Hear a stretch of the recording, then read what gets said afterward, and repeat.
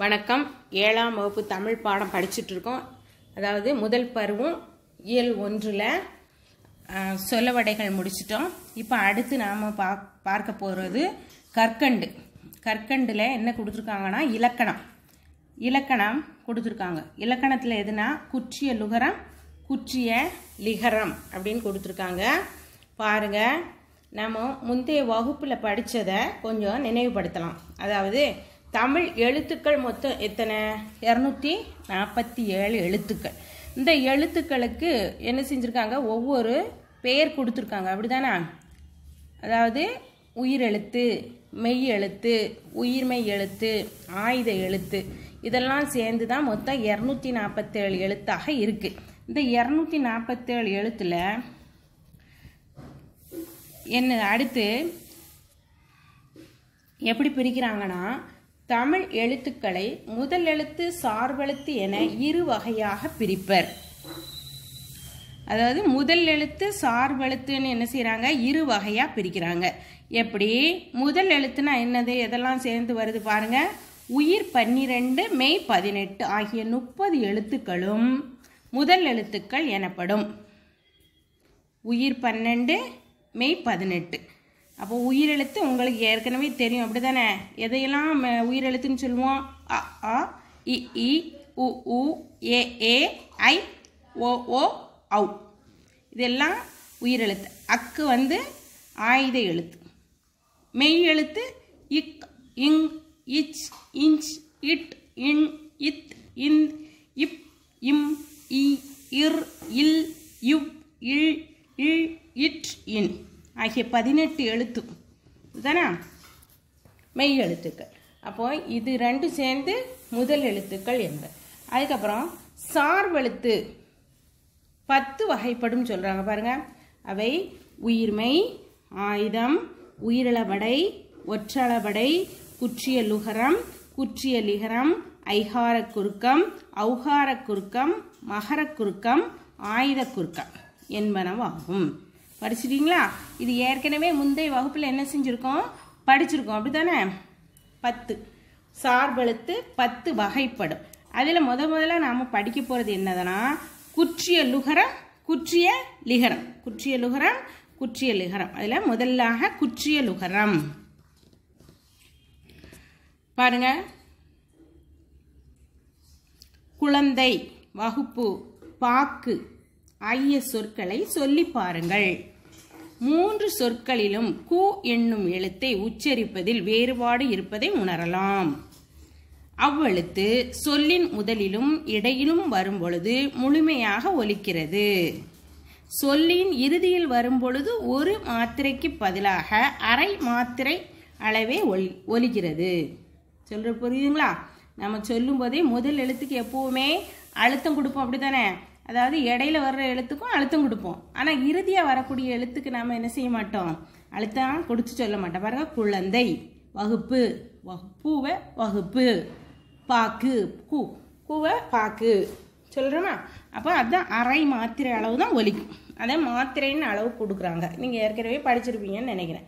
பாருங்க, அப்போது குழந்தை, வகுப்பு, கு,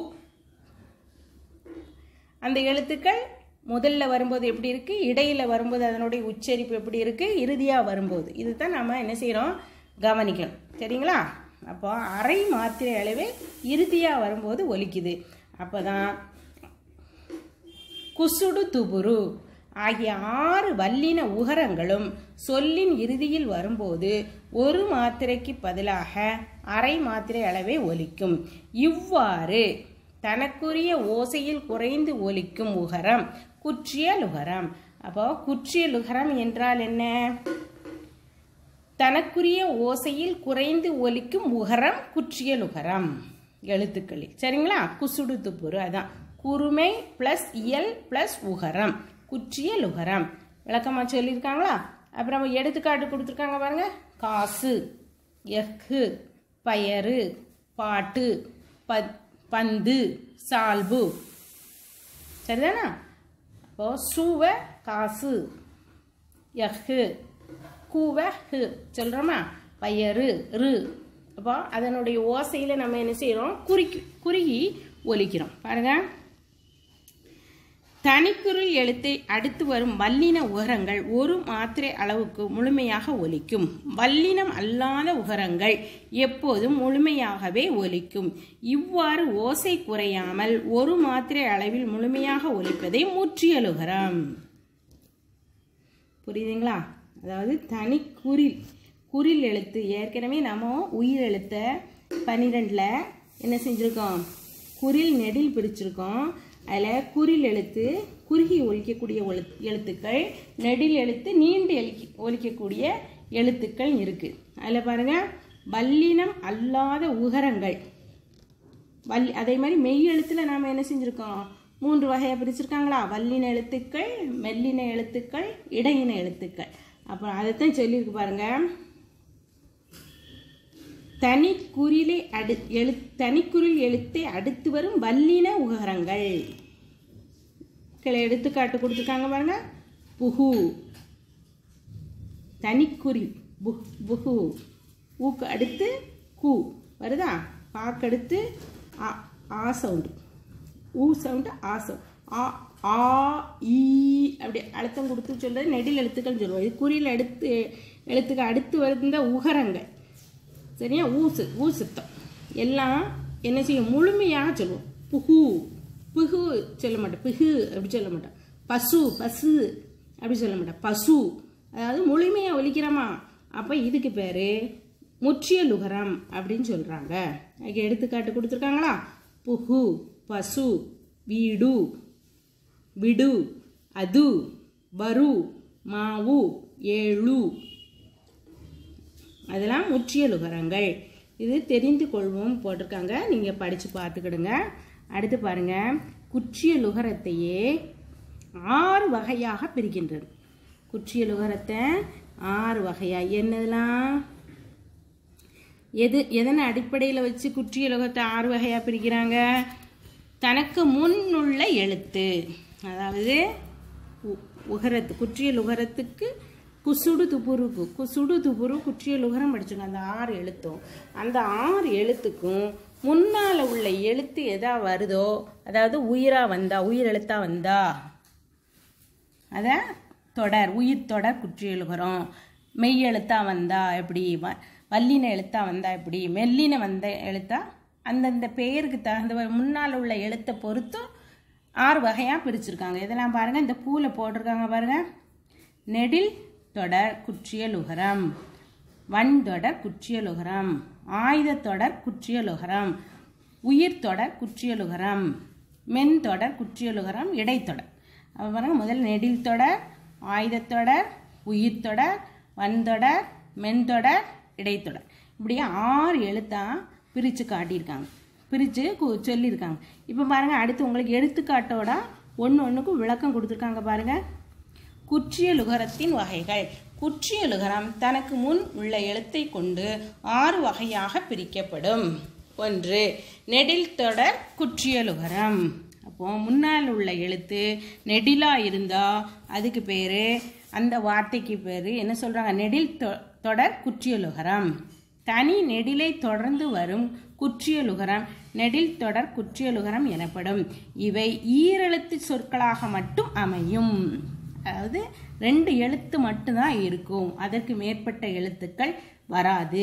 எடுத்துக்காட்டு கொடுத்துருக்காங்க, பாகு, மாசு, மாசு இல்லை மாசு, பாடு, காது, ஆறு. சரிங்களா? அதுக்கப்புறம் 2 பாருங்க, ஆயுதத்தொடர் குற்றியலுகரம். ஆயுத எழுத்தை தொடர்ந்து வரும் குற்றியலுகரம் ஆயுதத்தொடர் குற்றியலுகரம். ஆயுத எழுத்து உங்களுக்கு எதுன்னு தெரியும், அக்கன்னா, அப்படிதானா? பாருங்க, எடுத்துக்காட்டு எக்கு, அஹ்து. அதுக்கப்புறம் பாருங்க, உயிர் தொடர் குற்றியலுகரம். உயிர் எழுத்து எதெல்லாம், ஆனால் அவன்னா ஈ. பாருங்க, தனி நெடில் அல்லாத, உயிர்மை எழுத்தை தொடர்ந்து வரும், தனி நெடில் அல்லாத. சரிதானா? நெடில் வரக்கூடாது. நெடில் எழுத்துனா நீட்டி ஒலிக்கக்கூடிய எழுத்துக்கள் தொடர்ந்து வரும், அதாவது தனி நெடில் அல்லாத உயிர்மை எழுத்தை தொடர்ந்து வரும் குற்றியலுகரம் உயிர் தொடர் குற்றியலுகரம். பாருங்க, எடுத்துக்காட்டு அரசு, கயிறு, 9, வரலாறு. அடுத்து பாருங்க, வன்தொடர் குற்றியலுகரம். வன்தொடர், மென்தொடர், இடைத்தொடர், இது எல்லாம் மெய்யெழுத்தை சார்ந்து, அப்படிதானா? அப்போ வல்லின மெய்யெழுத்தை சார்ந்து வரக்கூடியது வன்தொடர். வல்லின மெய்யெழுத்துக்களை தொடர்ந்து வரும் குற்றியலுகரம் வன்தொடர் குற்றியலுகரம். எடுத்துக்காட்டு: பாக்கு, பேச்சு, பாட்டு, பத்து, உப்பு, பற்று. அடுத்து மென்தொடர் குற்றியலுகரம். மெல்லின எழுத்து, அதாவது மெய் எழுத்துக்களில் மெல்லின எழுத்தாக இருந்துச்சுன்னா அது என்னது? மென்தொடர் குற்றியலுகரம். மெய் எழுத்துக்களை, மெல்லின மெய் எழுத்துக்களை தொடர்ந்து வரும் குற்றியலுகரம் மென்தொடர் குற்றியலுகரம். எடுத்துக்காட்டு: பங்கு, மஞ்சு, பண்பு, பந்து, அம்பு, கன்று. அப்புறம் இடைத்தொடர் குற்றியலுகரம். இடையின மெய் எழுத்துக்களை தொடர்ந்து வரும் குற்றியலுகரம் இடைத்தொடர் குற்றியலுகரம் எனப்படும். எடுத்துக்காட்டு: எய்து, மார்பு, சால்பு, மூழ்கு. சரிங்களா? அப்போ இதையெல்லாம் நீங்கள் ஒரு தடவை நீங்களும் வாசித்து பாருங்கள். நான் சொன்ன விளக்கங்களெல்லாம் மனசில் வச்சுக்கிட்டு படிங்க. நம்ம அடுத்து படிக்க போகிறது குற்றியலிகரம். அதை அடுத்த வகுப்பில் பார்க்கலாம். வணக்கம்.